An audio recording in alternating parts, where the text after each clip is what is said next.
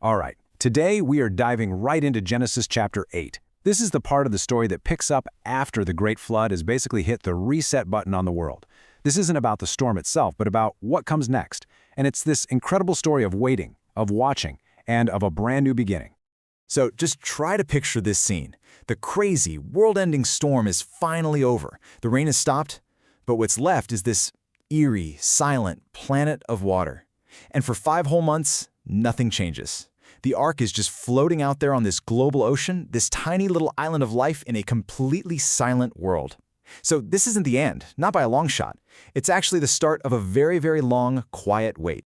Okay, so after months of just floating and waiting, the tide, literally, finally starts to turn.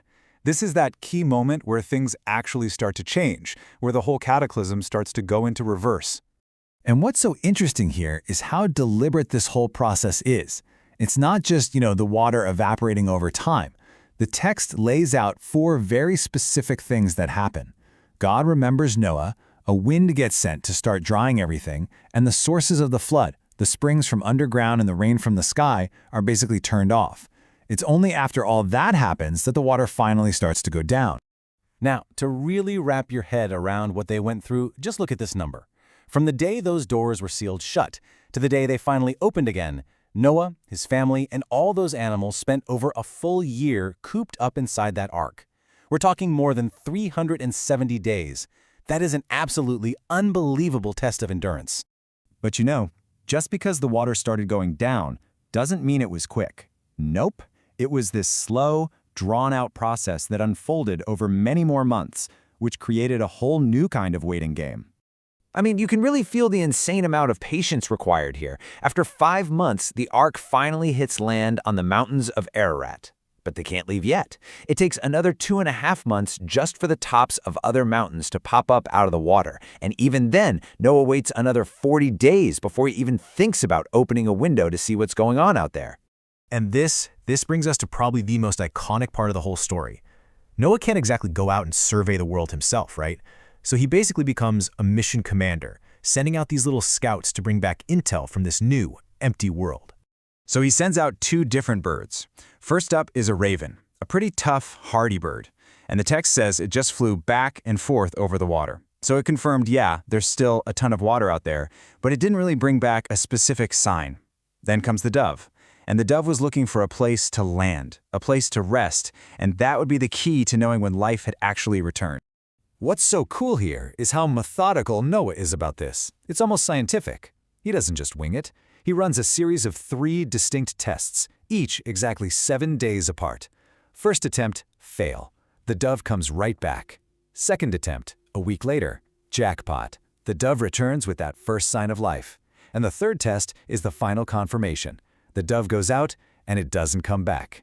It's found a new home, which means the earth is finally ready. I mean, just think about the power packed into this one little thing. That fresh olive leaf wasn't just a plant. It was evidence. It was actual, tangible proof that a tree had somehow survived all of that, and it was already growing again. This was the first real piece of hope, a definite signal that the world was coming back to life. So, with confirmation that the world is officially open for business again, the story moves to its big climax. This is the moment everyone and every animal has been waiting for over a year. It's time to step back out into the world. And the text is super specific about this moment. It says, on the very first day of the first month of Noah's 601st year on earth, he pulls back the cover of the ark. And for the first time, he sees it himself. The ground is actually drying out. It's a new year, a new age for him, and a totally new start for the world. But even then, get this, he still waits for the official command. And when it comes, it's not just, okay, you can leave now, it's a mission statement. The whole point of their survival is now laid out. Go, get out there, and repopulate the entire planet.